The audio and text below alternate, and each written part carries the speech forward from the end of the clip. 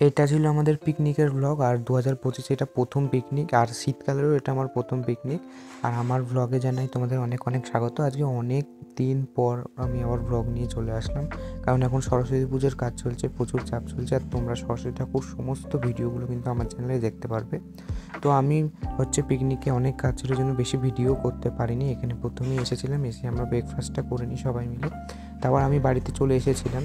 আর আমাদের একদমই স্পটটা ছিল একদমই কাছে আমাদের বাড়ি, একদম বেশিক্ষণের না, মাত্র 5 মিনিট হেঁটে আসতে হয়। একদম সামনে দারুণ একটা স্পট ছিল, আমবাগান, খুব সুন্দর স্পটটা। এখানে অনেক পিকনিক হচ্ছে বহুদিন ধরে।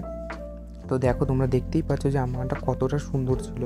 তো লুচি আলুর দম হয়েছিল ব্রেকফাস্টে। তো ব্রেকফাস্ট করার পর তারপর বাড়ি গেছিলাম। এসে তারপর দেখি সবাই ততক্ষণে মোটামুটি সবাই চলে এসেছে। তো এরবার খাওয়াও শুরু হয়ে গেছে ওদিকে। আর এখানে মায়েরা সব নাচানাচি করছে, এখানে আমার মাসিরা সবাই রয়েছে। আর এদিকে দেখো ভাই বক্স ছাড়া থাকতেই পারে না, ও সব সময় বক্স নিয়েই থাকে সব সময়। তো সেই কারণে যেহেতু পিকনিকে ও বক্স দেখতে পেয়েছে, তো সেইখানে ও আর বক্স ছেড়ে থাকবে না ওখানে। তো ওইখানে চলে গেছে বক্সের ওখানে। আর এখানে দেখো, এটা চেয়ার টেবিল খেলা শুরু হয়ে গেল। খাওয়া দাওয়ার পরেই শুরু হয়েছিল চেয়ার টেবিলটা।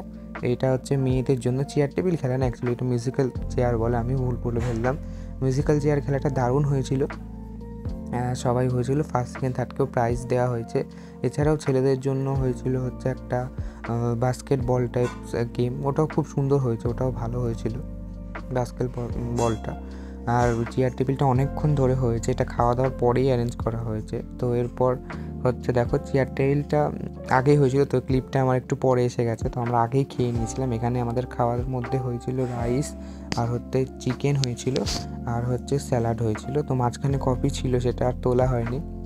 এখানে মোটামুটি আমাদের লাস্ট ব্যাচ মনে হয়, আমরা সবাই বসে পড়েছি খেতে। আর ক্যাটারিংটাও নিজেরাই করেছি, মানে নিজেরাই সব পরিবেশনা করেছি। এছাড়াও চাটনি, পাঁপড়, মিষ্টি ছিল, তো সেগুলো আর আমি ভিডিও করতে পারিনি।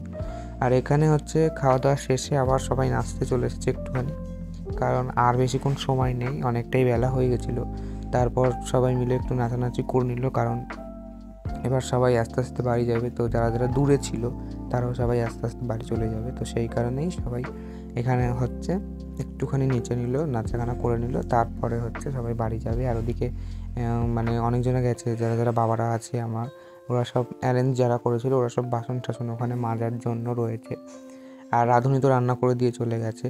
তো সেইখানে বাসন মাজার লোক রাখা হয়নি, বাড়ির সবাই মিলেই করেছিল। আমার ভিডিওগুলো ভালো লাগলে তোমরা কিন্তু অবশ্যই সাবস্ক্রাইব করো।